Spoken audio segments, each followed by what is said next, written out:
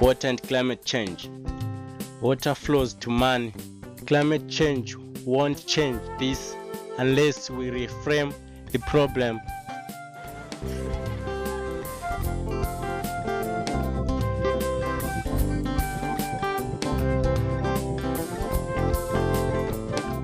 Let us remember that the issues of climate change are real in all of our lives. Let us remind the world that the challenges we face range from deep hunger to national security. Let us also be reminded that with energy, there are alternatives. With water, there is none. Indeed, climate change affects not only temperature, but also rain, storms, the growing season, and everything else to do with the weather. Compounding this problem are phenomena such as El Niño, which will bring exceedingly heavy rains when they do arrive, resulting in floods and with it the destruction of crops, livestock, infrastructure. We need to see climate change as a wake-up call, not just for its impacts, which we've heard a huge amount about, but because it's caused by a particular system of economic and political growth that's happening at a macro level. And I think if we ignore that, we're going to address the wrong problems. Also, we need to understand climate change and its relationship with water as a social justice issue. So those are part of the bigger picture problem analysis. We really need to start questioning the economic growth and the wealth accumulation model that's been happening and hasn't worked for most people in Africa, or in fact many people in the world, and it hasn't worked for the planet, and it cannot be sustained.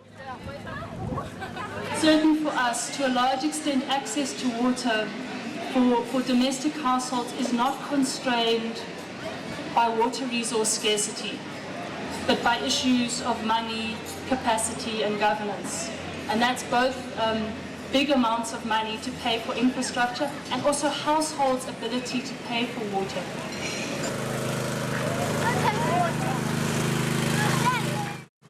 Getting water to people in a climate-constrained world is going to cost more. And we need to understand that already finances are scarce and are not being used necessarily in the best way within this sector. I think it is important to come back to a vision and come away from this economic growth model to a development model that is at a human scale and acknowledges issues of sufficiency in an economy. That it's not growth till the end, but we know when we've got enough, and that we're building up and growing people who do not have enough.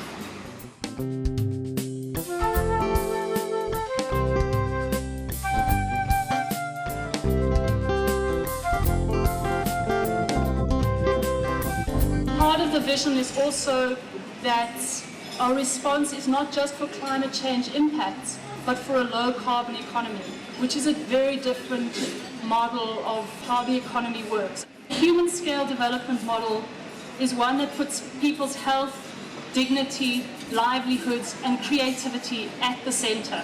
Part of the vision needs to be reinvigorated public discourse on expectations of service delivery. What are we talking about? We pretend that we're going to meet these extremely high levels of service delivery, knowing we can't for all the reasons we've talked about. And we're not given a chance to discuss what actually is the kind of service delivery, what are the kinds of technologies that we want, particularly within a climate-constrained world. Technical solutions are phenomenal. I mean, I think people have some really good, bright, innovative ideas, but those need to happen within a developmental approach. So the technology needs to sit within the reason why we're doing it. Just wanted to pick two main areas in terms of practical steps to support a different vision. And the first is around the importance of building and strengthening local initiatives. In urban areas, we've worked in Cape Town with community-led leak fixing and other water demand management interventions, which are critical. And they're not only technical responses to water scarcity, but mechanisms to build social relations and skills. And this is an important means of building resilience to climate change, strengthening these relations. Strong, informed networks are able to respond more quickly and appropriately to changes. Part of the resilience that we need to build is much stronger social relations and much stronger networks between citizen and state. Another area is around participatory budgeting, that ordinary people start having more say in how money is collected and spent. What kind of infrastructure do we want? What kind of tariff systems do we want? How do we start engaging around those things? Another area we've looked a bit about is water demand management, which is absolutely critical, as I've said. But in many cases, water demand management is not about dealing with excessive or profligate use. It's often around dealing with getting people who can't pay to use less water. So there's a conflation of resource scarcity with financial or affordability issues, and I think that's a dangerous conflation and needs to be pulled apart. So when we're talking about water demand management, we're talking about that around the water, the resource. Also, re-looking at financing mechanisms. If water is going to be more expensive to get to people, and already in many places people cannot afford water at a household level, how do we start rethinking financing to make sure that there is affordable water for all? And last, the issues of adaptation and mitigation need to be woven much more closely together and not separated. We heard this morning around the rainwater harvesting that it really is an intervention that combines both.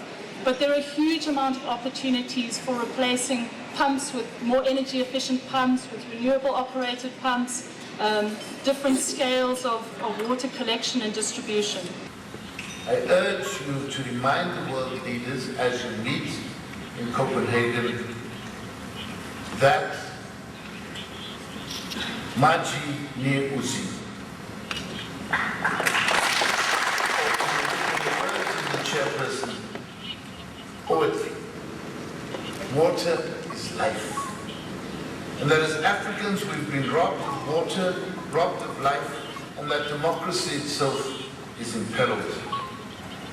We have as a reminder the words of Maud Barlow, the co-author of the book titled Blue Code, The Battle Against Corporate Theft in the World's Water, who said, and I quote, "Every day more children die from dirty water than HIV, AIDS, malaria, war, and accidents put together," unquote.